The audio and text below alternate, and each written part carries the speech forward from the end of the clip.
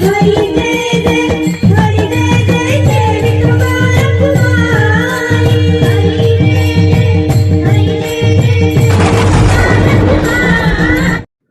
मग पुनरपी काय बोले, सकळ सैनिकांते म्हणितले. आता धडभार आपुलाले, सरसे करा. मग तो पुन्हा सर्व सैनिकांना उद्देशून बोलू लागला. दुर्योधन म्हणाला, आता तुम्ही आपापले सैनिक समूह सज्ज करा. जया जिया अक्षोहिणी, तेने तियारणी. वरगण कवन कवनी, महारथिया. ज्या अक्षोहिणी आल्या असतील त्यांनी त्या अक्षोहिणी त्यांच्या रक्षणाकरिता युद्धभूमीवर ज्या कोणा महारथांची जशी विभागणी केली असेल, तस्य संजनयन हर्षं कुरु वृद्धः पितामह. सिंहनादं विनदौच्छेः, शंखं दद्मो प्रतापवान. नंतर कुरुवंशातील वयोवृद्ध महापराक्रमी भीष्मांनी मोठ्याने सिंहनाद करून शंख वाजवला. त्यामुळे दुर्योधन आनंदित झाला. तेने तियावरी जे, भीष्मा तडी राही जे. द्रोणाते म्हणे पाहिजे हे, तुम्ही सकळ. त्याप्रमाणे त्यांनी सैन्याला सांभाळावे आणि भीष्मांच्या आज्ञेखाली राहावे. यानंतर दुर्योधन द्रोणाचार्यांकडे वळून म्हणाला, ऐका, तुम्ही सर्वांवर देखरेख करावी. हाची कू रक्षावा, मी तैसा देखावा. एने दळ भारू आघवा, साच आमुचा. तुम्ही सर्वांनी या एकट्या भीष्माचे रक्षण करावे. त्यांना माझ्याप्रमाणे मान द्यावा, कारण आमचा हा सर्व सैन्य विस्तार त्यांच्यामुळे बळकट आहे. या राजाची या बोला, सेनापती संतोषला. मग तेने केला सिंहनादू. हे राजा, दुर्योधनाचे शब्द ऐकताच कौरव सेनापती भीष्मांना आनंद झाला. त्यांनी सिंहगर्जना केली. तो गाजत असे अद्भुत, दोन्ही सैन्यातू. प्रतिध्वनी न समातू, उपजत असे. त्यांनी केलेली गर्जना आकाशात न समावल्यामुळे तिचा प्रतिध्वनी पुन्हा पुन्हा निनादू लागला. तयाची तुलगा सवे, वीरवृत्तीचे थावे. दिव्य शंख भीष्मदेवे आस्फुरिला. त्या प्रतिध्वनीबरोबर वीरवृत्तीचे स्फुरण देऊन भीष्मदेवाने आपला दिव्य शंख वाजवला. ते दोन्ही नाद मिनले, तेथ त्रैलोक्य बधीरभूत झाले. जैसे आकाश का पडिले, तुटो निया. त्या रणघोषाच्या प्रतिध्वनी आणि शंखनाद यांच्या आवाजाने त्रैलोक्य श्रवणशक्ती हरवून बहिरे झाले. जणू काही आकाश कडकडाट करीत खाली कोसळले. गडगडित अंबर उचंबळत सागर क्षोभले चराचर कापत असे. तेव्हा आकाश गिरगिडले, सागर उसळला, सर्व स्थावर जंगल जग अस्वस्थ होऊन भीतीने चढचढा कापू लागले. तिने महाघोष गजरे धुम धुमिताती गिरी कंदरे तव दडा माझी रणतुरे आस्फारिली. त्या महानिनादामुळे पर्वताच्या गुहा दुमदुमल्या. इतक्यात त्या सैन्यात रणवाद्य सुरू झाली. तत शंखार्च भेरेर्च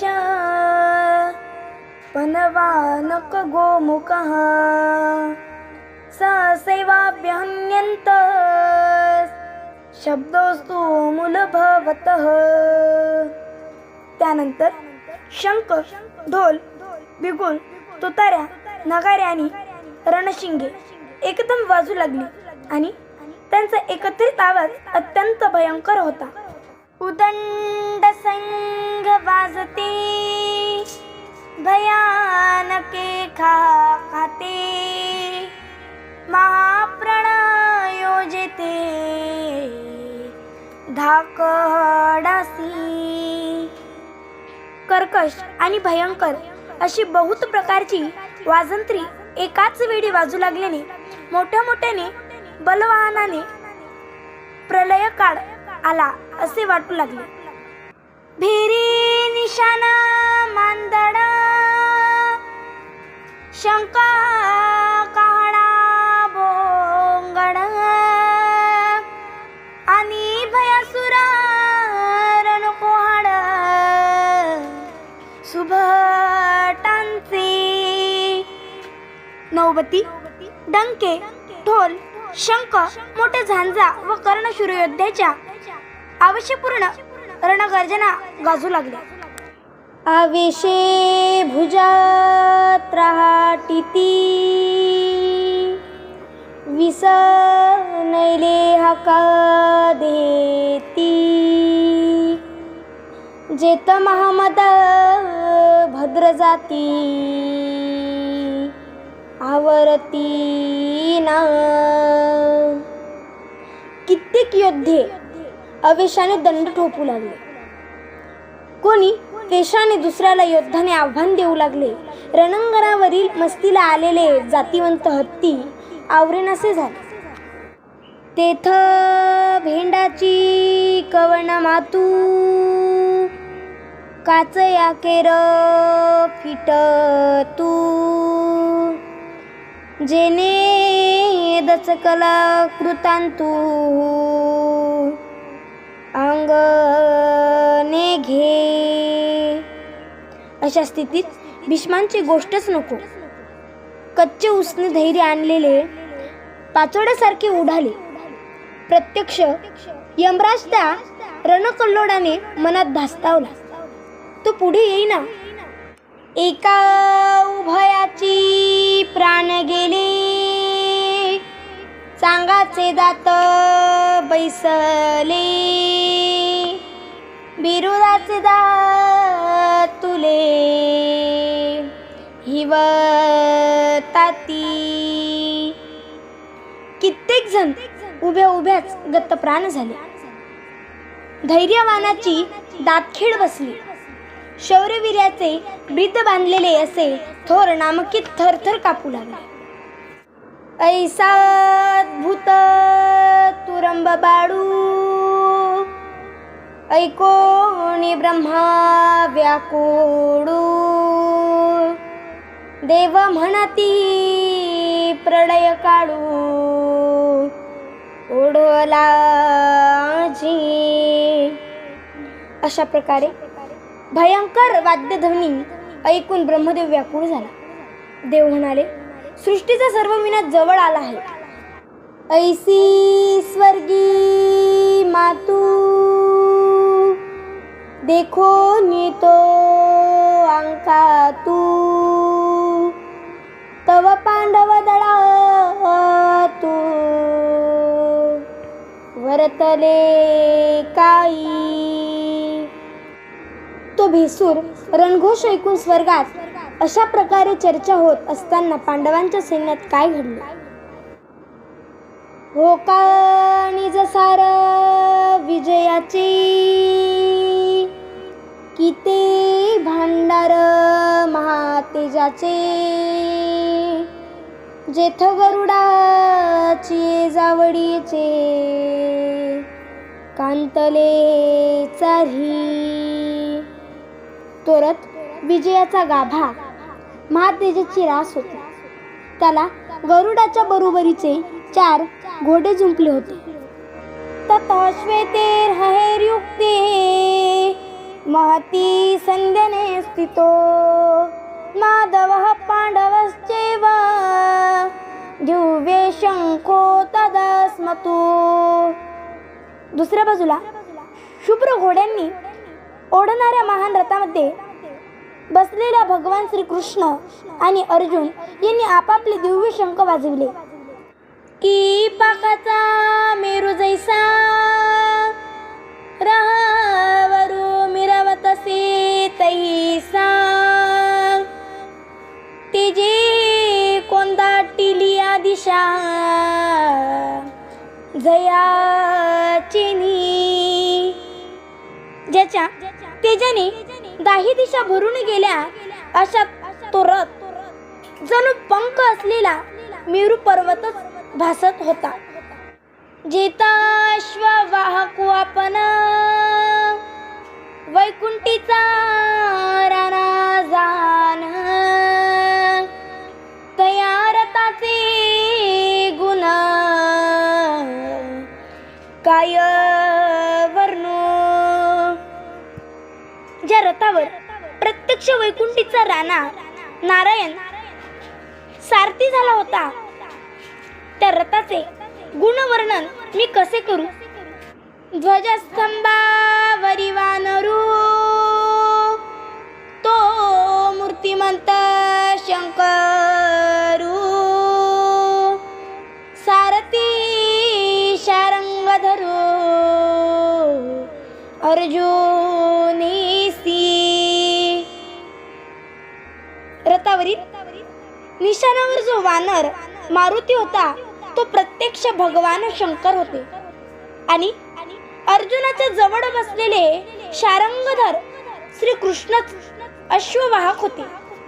देखा नवला तया प्रभूचे अद्भुत प्रेमा भक्ताचे दे सारथ्या पारताचे करी तसे. अहो नवल पहा, ते देवाचे भक्ताविषयीचे प्रेम कितके उत्कृष्ट की त्याच्या प्रेमाच्या ओढीमुळे तो आपला भक्त अजून यावे रथावर सारथ्य करीत आहे. पायी को पाठीसी घातला आपण पुढा राहिला तेने पंचजन्यो स्फुरिला अवलीडाची. आपल्या सेवकाला पाठीशी घालून स्वतः युद्धाच्या तोंडावर राहिला तर श्रीकृष्णाने आपला पांचजन्य नावाचा दिव्य शंख सहज लिहिलेले वाजविला. पांचजन्यम ऋषिकेशो देवदत्तं धनंजयः पौंड्रं दद्मो महाशंखं भीमकरमावृकोदरः. भगवान श्रीकृष्णांनी पांचजन्य शंख वाजविला. अर्जुनाने त्याचा देवदत्त शंख वाजविला. अचाट शक्तीची कामे करणाऱ्या भीमाने पौंड्र नावाचा शंख वाजविला. परी तो महाघोष थोरू गाजत असे गहिरू, जैसा उदेला लोपी दिन करू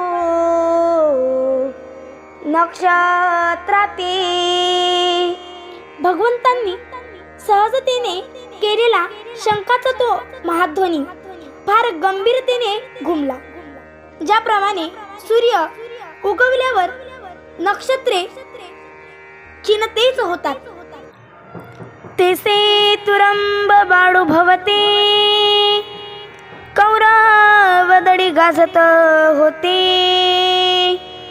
ते हरपोनी नेणू केवते गेले ते.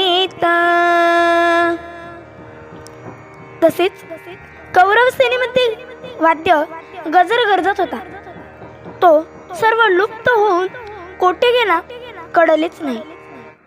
तैसाची देखे रे निनादयती गहिरे, देवदत्त नुधरे आस्फुरिला.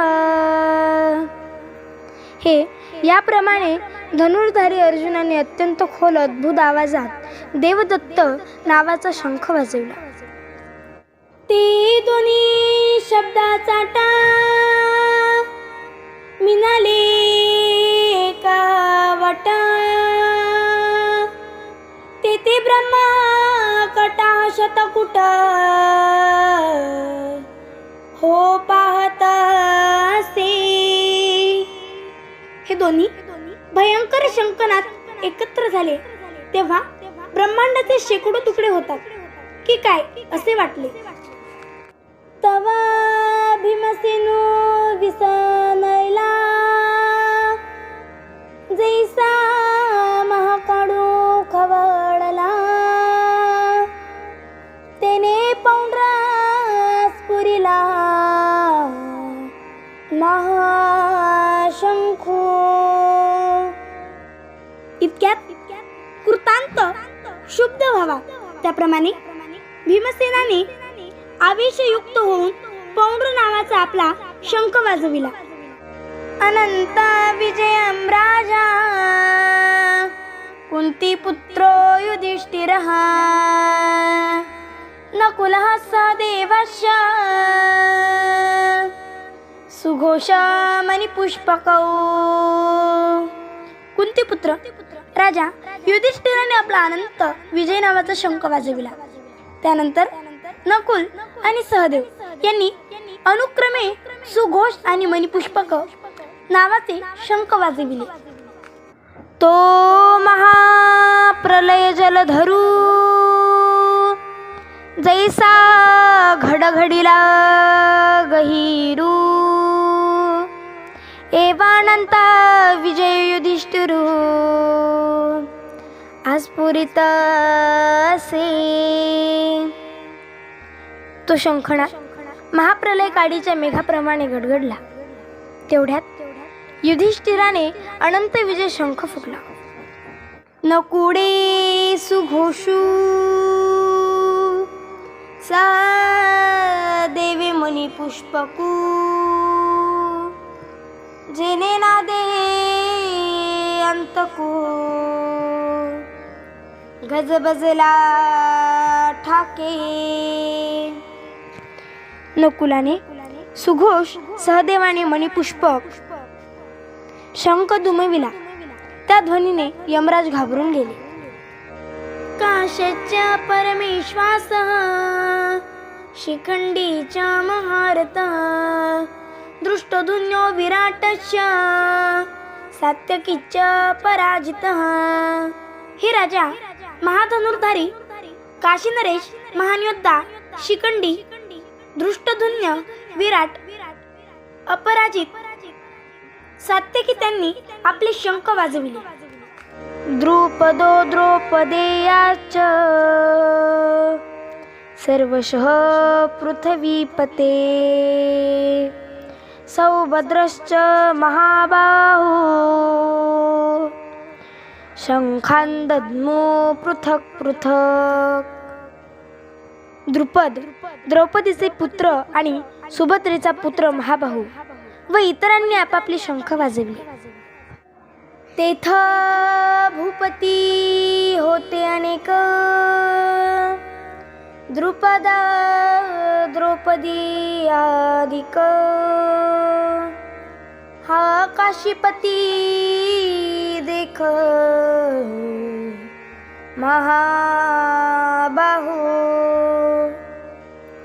त्या युद्धभूमीवर द्रुपद द्रौपदीचे पुत्र इत्यादी अनेक राजे होते. हा सामर्थ्यवान काशीपती पहा. तेथा अर्जुनाचा सुतो सात्यकी अपराजितो दृष्टदुन्या द्रुपनातो शिखंडी हन. तेथे अर्जुनाचा पुत्र अभिमन्यू, अजिंक्य सात्यकी, राजश्रेष्ठ दृष्टदुन्य व शिखंडी, विराटादी नृपवर जे सैनिका मुख्य वीरा. ती नाना शंक निरंतर आस्फुरिले. विराट आदी करून जे प्रमुख शूर योद्धे होते त्यांनी निरनिराळे शंख एकदम वाजविले. तेने महाघोषा निघ्राते शेषा कुर्मा वाचिते गजबोजने भूभाराते सांडू पाहते. पृथ्वीचा भार सावरणारे शेष व महाकुर्म हे सुद्धा तितकेच गोंधळून गेले की आपल्यावरील पृथ्वीचा भार टाकून देण्याच्या निर्णयाप्रत आले. तेथा तिने लोक दंडडित मेरू मंदार आंदोडित समुद्र जळ उसळत कैलास वेरी. ती भूमी डळमळू लागली. मेरू मंदार पर्वत झोके घेतल्याप्रमाणे हलू लागले. समुद्राचे पाणी आकाशापर्यंत उसळले. सघोषोधार्त राष्ट्राणां हृदयानि व्यतारयत नभश्च पृथिवी चैव तुमुलो व्यनुनादयन्. त्या विविध प्रकारच्या शंखांच्या निनादाने आकाश व पृथ्वी दणाणून गेले व धृतराष्ट्रपुत्राचे हृदय विदर्ण झाले. पृथ्वी तणा उलतो पाहता आकाशासे आसुडता ते तसडा होत नक्षत्रांचा. पृथ्वीतळ उथलून जाण्याच्या परिस्थितीत आली. आकाशाला असा हिसका बसला की नक्षत्राची वृष्टी झाली. सृष्टी गेली रे गेली देवा मोकडवादी झाली. एशी का टाळी पिटली सत्य लोकी. सृष्टी बुडाली रे बुडाली, देवाचा आश्रय गेला अशी एकच ओरड सत्य लोकात झाली. दिहाची दिन थोकला जैसा प्रळय काढ मांडला तैसा कारुटिला तिने लोकी. दिवस असताना सूर्य गुप्त झाला आणि जसा प्रलय काळ ओढावला आहे त्याप्रमाणे त्रिभुवनात हाहाकार उडाला. तव आदिपुरुष विस्मितू म्हणे झने होय पांतू मग लोपिला अद्भुत संभ्रमू तो. ते पाहून आदिपुरुष विस्मयचकित झाला. आता विश्वाचा अंत होणार या शंकेने तो विलक्षण गोंधळ आवरता घेतला. म्हणून विश्व सावरली एरवी युगांत होते ओढवले जे महाशंख आस्फुरिले कृष्णादिकी. त्यामुळे सृष्टीचा विनाश टळला. नाहीतर कृष्णादिकांनी शंखनाद केले तेव्हा सृष्टीचा लय झाला असता. रामकृष्ण हरी.